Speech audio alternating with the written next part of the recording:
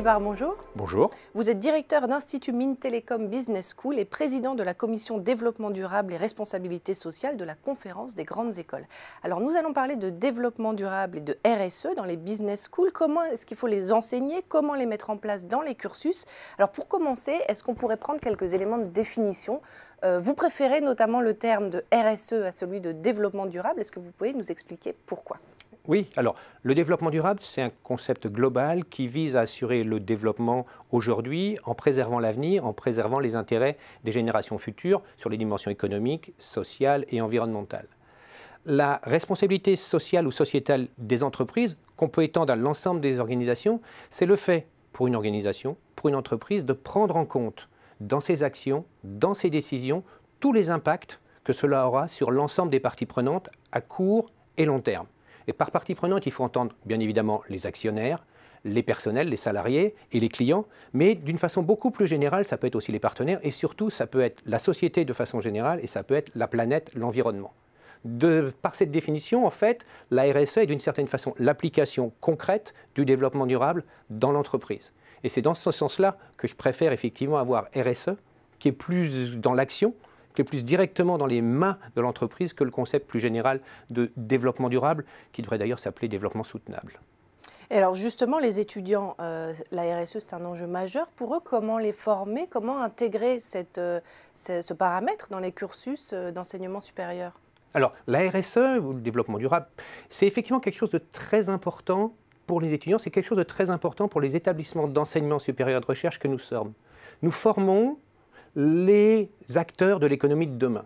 Des gens qui auront, dans les organisations, dans les entreprises, sans doute plus de pouvoir d'action et de levier que la moyenne des salariés et des collaborateurs. Et donc, il est extrêmement important que ces personnes-là aient, dès le départ, conscience de leurs responsabilités, des enjeux et du fait que leurs actions, leurs décisions doivent prendre en compte leurs impacts au-delà du strict périmètre de l'entreprise. Et donc ça, c'est le premier niveau de responsabilité pour les établissements d'enseignement supérieur, pour les grandes écoles dans ce domaine-là. Ensuite, nous avons la tradition d'avoir un enseignement qui s'appuie sur la recherche. Ce qui veut dire que si on veut rentrer la RSE, le développement durable, dans l'enseignement, il faut qu'en amont, notre recherche soit aussi orientée dans cette direction-là. Et puis le troisième élément important pour nous, c'est le fait que si on veut avoir un discours sur la RSE, sur le développement durable vers nos étudiants, vers nos enseignants-chercheurs, il faut aussi qu'on soit, j'allais presque dire exemplaire, alors c'est une ambition, mais en tout cas qu'on pratique ces questions de RSE et de développement durable à l'intérieur de nos propres établissements. Et c'est sur l'ensemble des dimensions, économiques, sociales, environnementales. Et le bon cadre de référence aujourd'hui, je pense, ce sont les 17 objectifs du développement durable tels qu'ils ont été adoptés à l'unanimité par les pays ou l'Assemblée générale des Nations unies en septembre 2015, qui couvrent des domaines qui vont dire l'éradication de la pauvreté, l'égalité homme-femme, une éducation de qualité et qui couvre également aussi le changement climatique ou la biodiversité. Alors comment est-ce que vous vous y prenez justement? Est-ce que vous auriez un exemple concret à nous donner? Alors on s'y prend en faisant un cours général de développement durable, mais ça c'est les bases. On s'y prend surtout en introduisant du développement durable ou de la RSE dans l'ensemble des disciplines et puis en faisant en sorte que les étudiants fassent des choses très concrètes.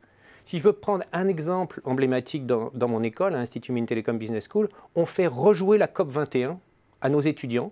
C'est-à-dire qu'on les met en équipe pendant 2 jours et chacun avec un rôle. Il y en a un qui représente un pays pétrolier, un autre une entreprise, un troisième un pays en voie de développement ou un pays émergent, un quatrième une ONG. Et ils négocient pendant 2 jours pour arriver à un accord, leur accord de Paris, pour voir, et on a un système de modélisation qui montre ce que donne leur accord en termes de changement climatique, d'augmentation des températures. On le fait chaque année. La bonne nouvelle, c'est que la dernière fois, ils ont sauvé la planète. Eh bien, c'est une excellente nouvelle. Merci beaucoup, Denis Guibert, pour cette analyse. Merci.